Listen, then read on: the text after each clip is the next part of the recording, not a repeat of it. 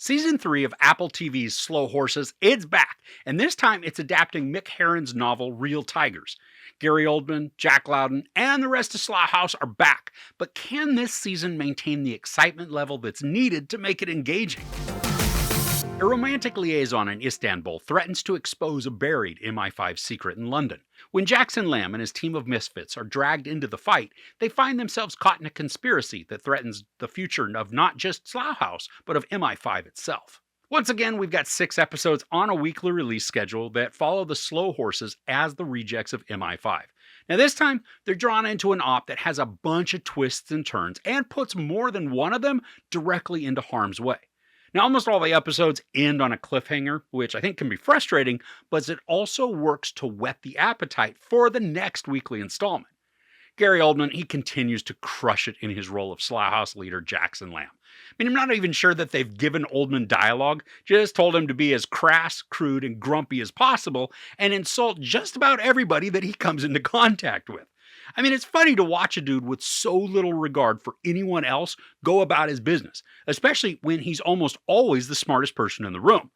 Now, I love the dynamic that he has with all of his team because amidst all the outward contempt that he has for them, when they accomplish something smart or clever, he has this tiny twinge of pride, showing that he's able to see the true value and worth of a team member despite what he might outwardly say.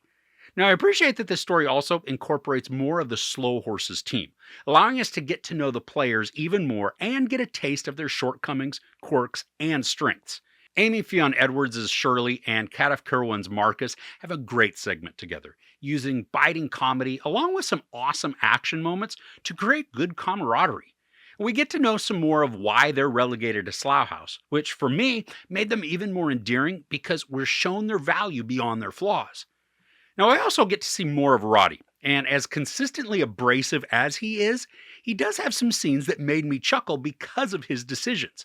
Christopher Chung, who portrays him, has just done an excellent job at crafting a character who is excessively self-assured, smarmy, and then rude, but somebody who we're still able to see the scared little kid who's dying for approval inside. Now, I'm still really digging Jack Loudon as River, especially when he's exasperated by Lamb.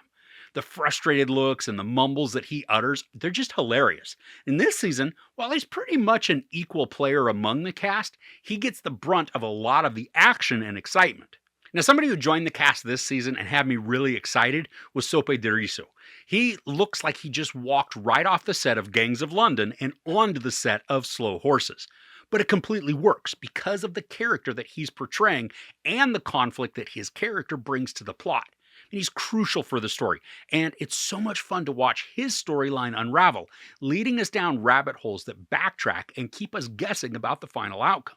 Now, I was a little surprised by the level of peril some characters face, and because of previous seasons, I know that the story is not afraid to kill characters off, but I wasn't prepared for all that went down here. I think it's a great thing. It added weight to the story, especially now being in the 3rd season where we've gotten to know characters and become attached to some. There's also a massive adrenaline rush to the entire season because the horses are up against a countdown. So as all the elements are coming together, and then really colliding at just immense speed, the anxiety and suspense continue to grow into a thrilling climax.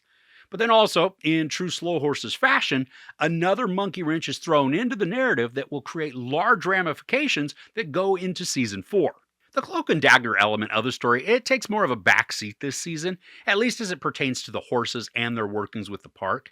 Now, there's still some scheming that occurs between the two entities, but what we witness is much less overt in terms of subterfuge.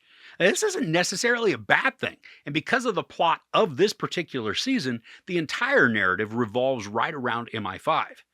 And I think the biggest downfall of this show is that it continues to be a weekly release. The cliffhanger endings help increase the desire to see more, but it's extremely satisfying to binge it all in one sitting, allowing the momentum and the emotions to stay at the maximum level. Also, because of the week-to-week format and how some of the characters aren't shown in each episode, the storytelling could come across as disjointed and incohesive. Now, I didn't notice that while binging it all at once, but if you do watch a character arc one week and then have to wait 2 weeks to come back to that portion, it could be a bit difficult to stay fully invested in all that's going on. I also think that some of the internal drama at the park feels less important because we're more removed from that story arc. It just doesn't get the same amount of focus, so even though portions can be very tumultuous, they don't feel as impactful simply due to lack of connection. Now, I don't think any of these issues are enough to ruin the watching experience, but they can hamper the intensity that's built throughout the story's growth. Now, overall, season 3 of Slow Horses continues to up the ante in excitement and peril, helped along by excellent performances by Gary Oldman, Jack Loudon, and Sophie Derisu.